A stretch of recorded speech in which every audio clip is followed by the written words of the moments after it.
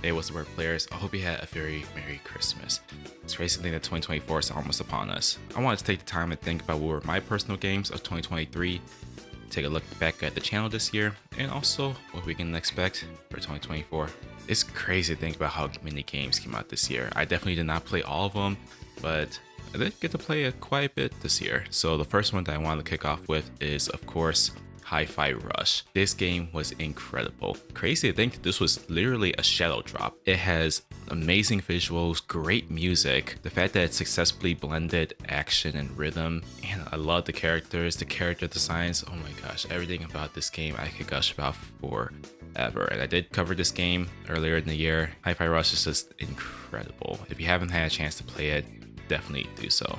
Speaking of rushing, we go from Hi-Fi Rush to Bomb Rush Cyberpunk. This is a game that I've been waiting for so long as a Jet Set Radio fan. Oh man, this game literally looks like Jet Set Radio all in but name, but it still has its own identity. It has great characters, a pretty interesting story that they did not have to go as hard as they did. And really, the game is just such a, what I consider a flow state game, where once you get it, you're just nailing tricks and you just rack up really huge combos and just have a blast playing it. Kind of funny that Sega announced just recently that they're working on a new Jet Set Radio, so hey, the fans are definitely eating this year. Another favorite game of 2023 is of course Street Fighter 6.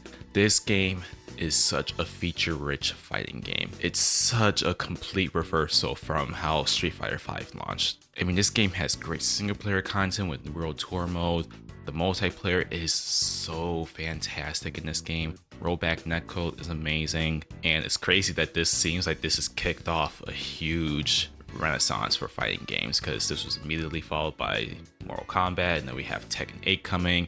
We got Grand Blue, which I will talk about Grand Blue shortly. Man, let me tell you, the timing of this is amazing, because it seems like now we have so many fighting games coming out, but Street Fighter 6 is amazing. I haven't talked about this game yet, but a game that I played and really enjoyed was an indie game called Pseudo Regalia.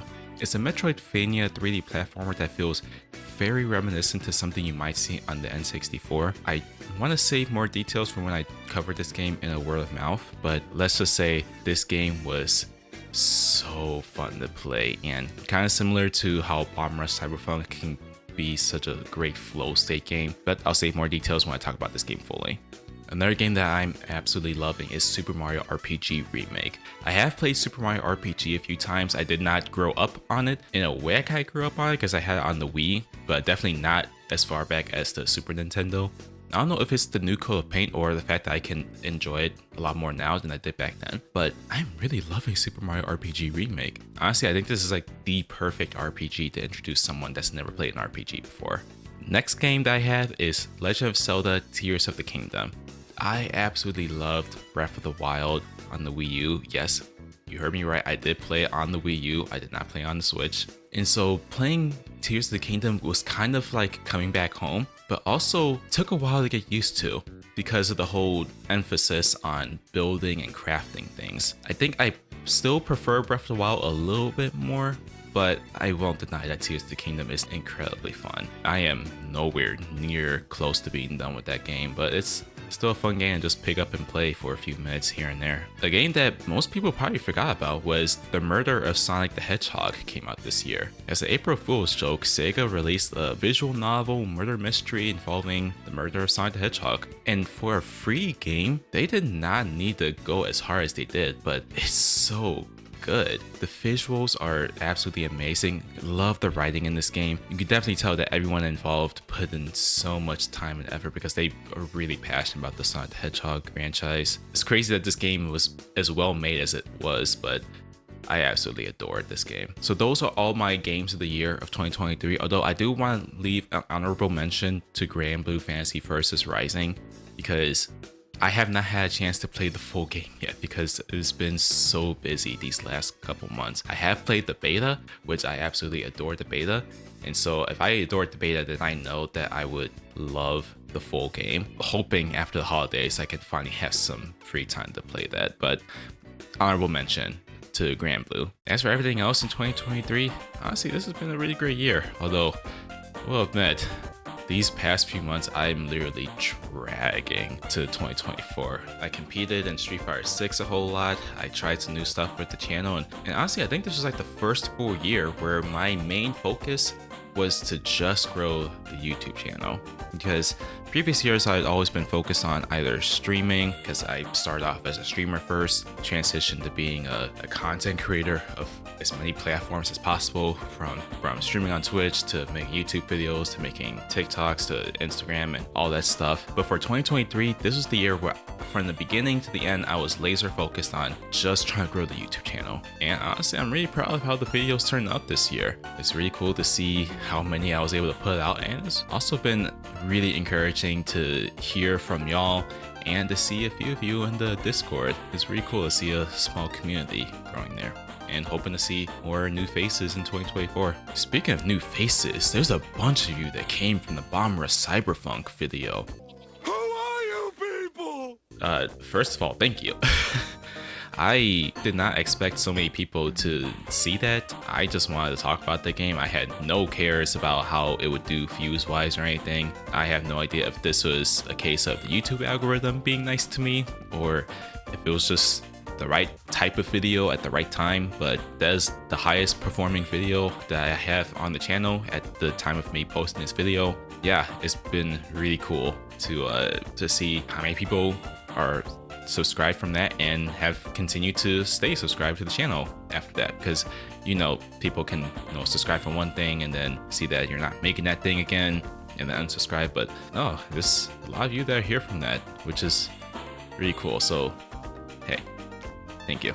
As I mentioned, I'm really proud of the videos that I made this year. I am a little bit bummed that I was not able to reach my 100th video as I set as my goal for the year, but we came pretty close. I think after this video goes up, it will be at 94. So this is a pretty easy goal to carry over for 2024, is to reach 100 videos.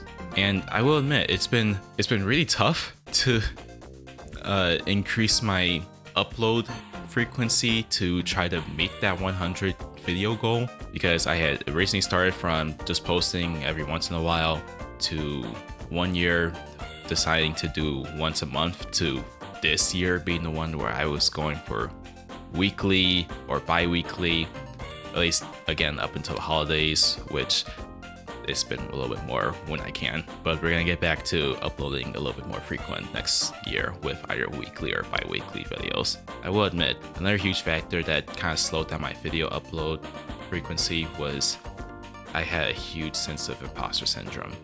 What do I mean by that? One of the series that I have on the channel is Parables of Gaming, where I talk about video games and how I relate that to Christianity or the Bible in some sort of way. And I was definitely doing a lot of those, but there was definitely a period where I wasn't really in the best spot spiritually, so to speak. I wasn't really reading my Bible and stuff like that, and so I felt like I would have been a huge hypocrite to talk about like spiritual matters and encouraging people to read their Bibles when I myself hadn't been doing it. That plus the fact that I haven't been playing Street Fighter 6 as much lately, one because of time, but two, there's a couple factors. As you know, I main Chun-Li in Street Fighter 6, who is one of the harder characters to learn in Street Fighter 6, and with me taking frequent breaks between playing the game because of my work schedule and stuff like that, it felt really hard to get back to playing the game with one of the harder characters in the game when I already wasn't really doing that well in the game. So it was kind of hard for me to enjoy playing the game when I'm playing a character that it took a long time for me to come to the conclusion that might not be the best fit for me. Maybe if I was just a competitor, I would get it, but just with how things are, it's just not working out. So it was kind of a character crisis moment where it was kind of making it hard for me to enjoy the game. But I think now I got a handle on both those things. In terms of the character crisis, I am now making the difficult decision to switch my main from Chun-Li to actually dual maining. So Lily and Rashid, ironically enough, the two win characters of Street Fighter 6. I don't know, I just find both those characters incredibly fun to play.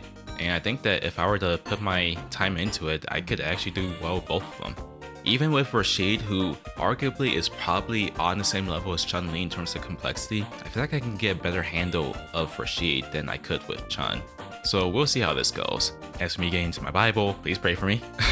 That's still a work in progress for me to get back into doing it consistently and to learn things. I definitely have videos in the Parables of Gaming series that I would love to do, plus probably more, but I myself need to get into a better spot before I can feel like I'm in a good place to make those videos. But yeah, please bear with me and we'll try to get those out for 2024.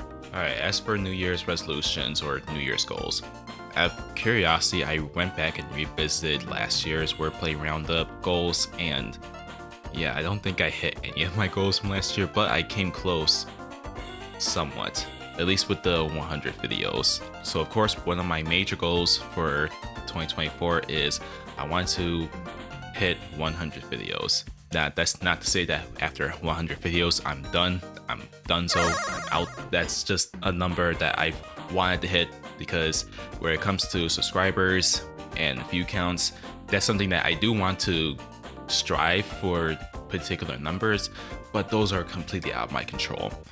How many videos I can make, that is totally within my control. So that's where the 100 videos comes in. Once that happens, then I can look into other stuff, but that's a goal that it's very achievable. It seemed very daunting at the end of 2022 and the beginning of this year, but now that we're 94 videos in, I mean, we'll hit that in no time.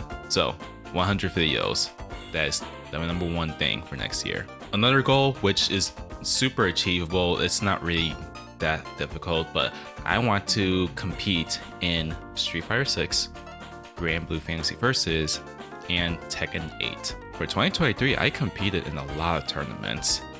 Like, this was actually pretty crazy. From Frosty Faustings to Combo Breaker to Roundhouse to Anime Magic, and there's probably more that I can't think of right now.